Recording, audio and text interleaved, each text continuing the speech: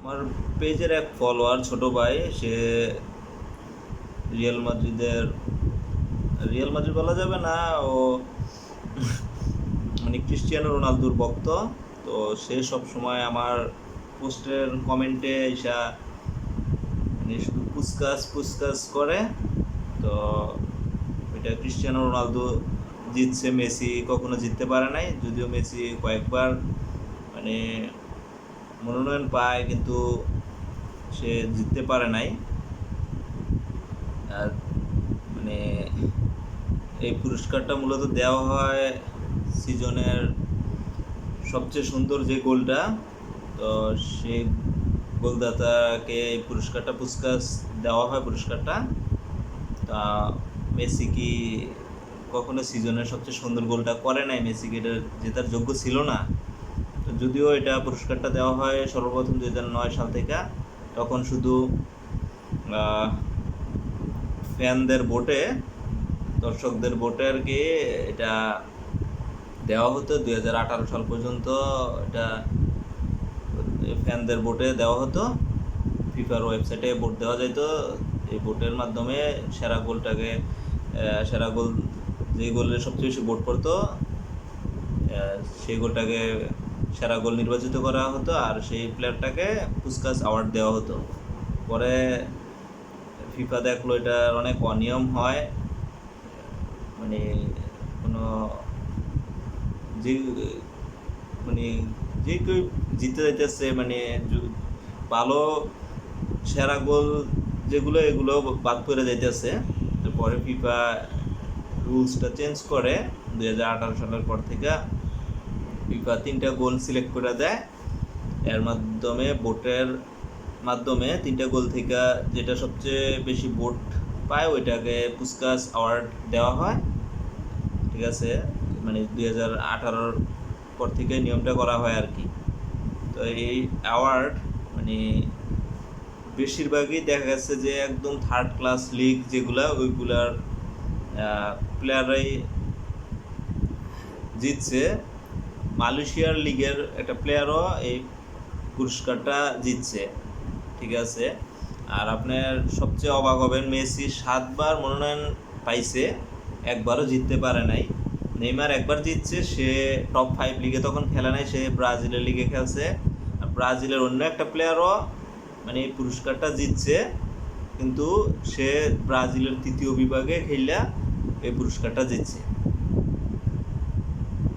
তো বুঝে যেতেছে যে আসলে মানে কোন কোন প্লেয়াররা এটা জিতছে। ঠিক আছে, তার মধ্যে আমি দেখি তুর্কির লিগেরও, তুর্কির একটা প্লেয়ারও জিতছে। এই প্লেয়ারটা মানে এমন এমন প্লেয়াররা জিতছে, এর মধ্যে ভালো প্লেয়ারদের চিন্তা করলে ঠিক আছে, ক্রিস্টিয়ানো রোনালদো একবার জিতছে, এটা হচ্ছে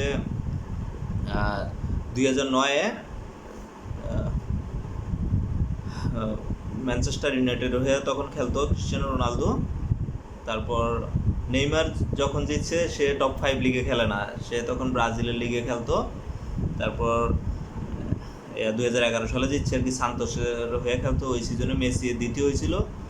বার্সেলোনার হয়ে আর্সেনালের বিপক্ষে যে গোলটা করছিল ওইটার জন্য সে দ্বিতীয় হয়, পুস্কাস অ্যাওয়ার্ড জিতে না। তখন কিন্তু শুধু ফ্যানরা মানে ভক্তদের ভোটে নির্বাচিত হইতো আর কি। যদিও 2011-তে মেসি ব্যালন ডিওর জিতছে মেসি। তারপরও এটা মূলত আমার কাছে মনে হয় যে সান্ত্বনা পুরস্কারও, কারণ অনেক ভালো ভালো গোলই বাদ যায়। ঠিক আছে, যেমন মালয়েশিয়ার একটা প্লেয়ার,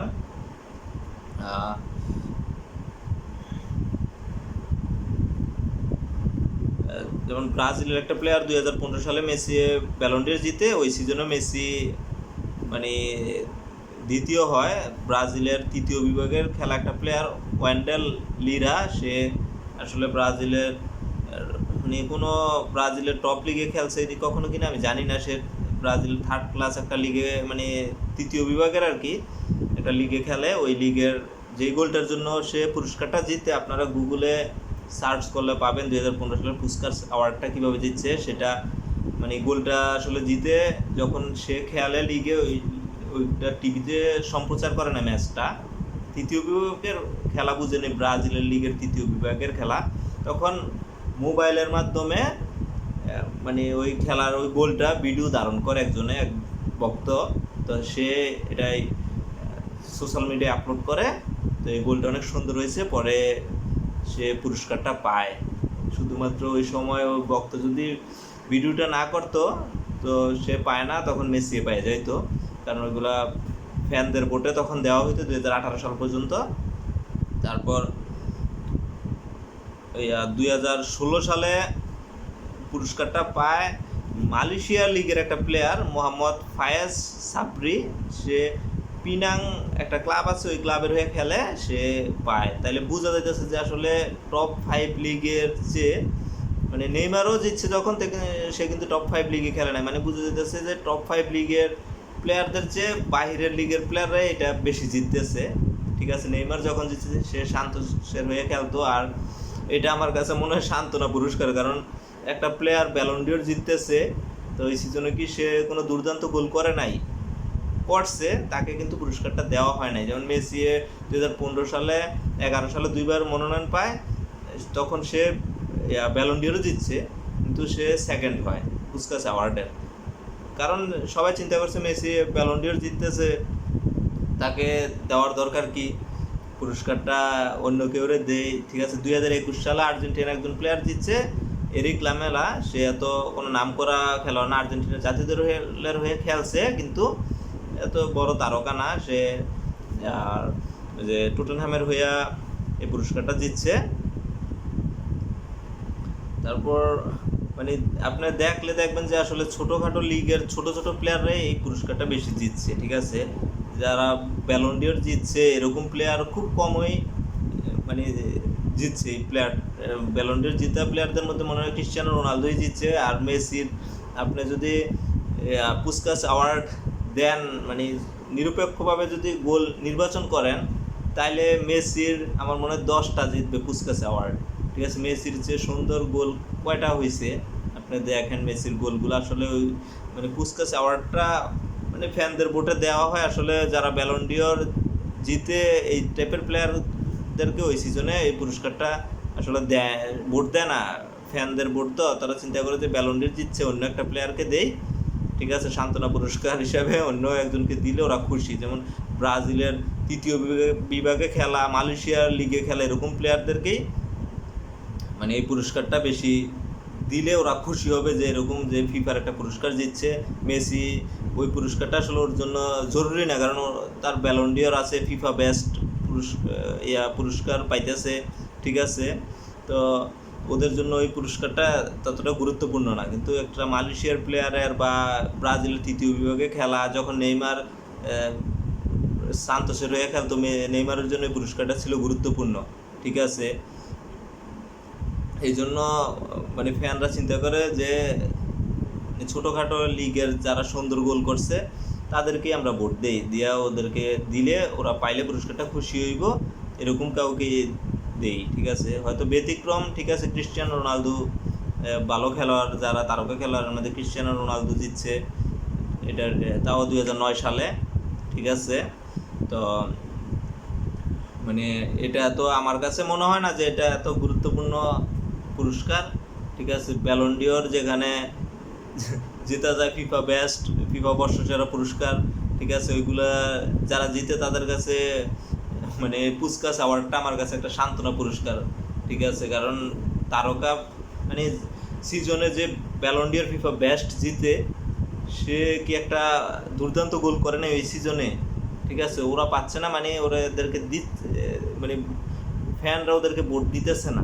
চিন্তা করছে ও একটা মানে সবচেয়ে বড় পুরস্কারটাও জিতছে, অন্য একটা প্লেয়ারকে ভোট দেই, ও জিতুক। ঠিক আছে, তো আমার যেই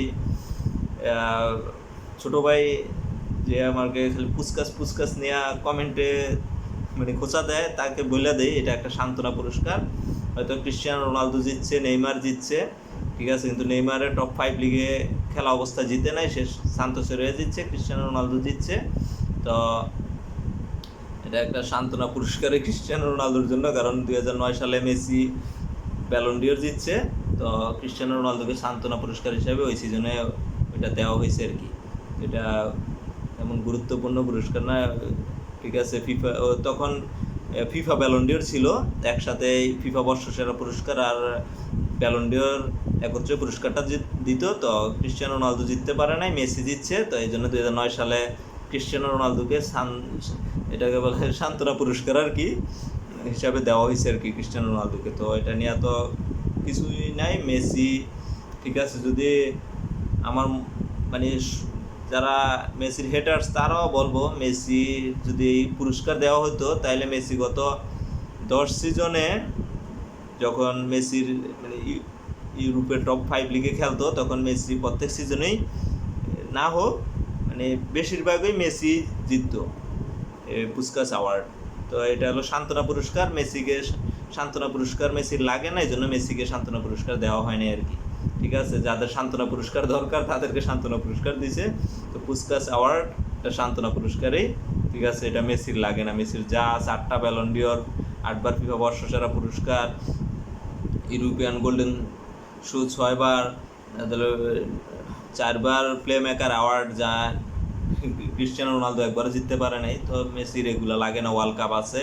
তো সান্ত্বনা পুরস্কার মেসির লাগে না, এটা নিয়ে আমাদের কোনো আফসোস নেই। ঠিক আছে, সবাই ভালো থাকবেন, আল্লাহ হাফেজ।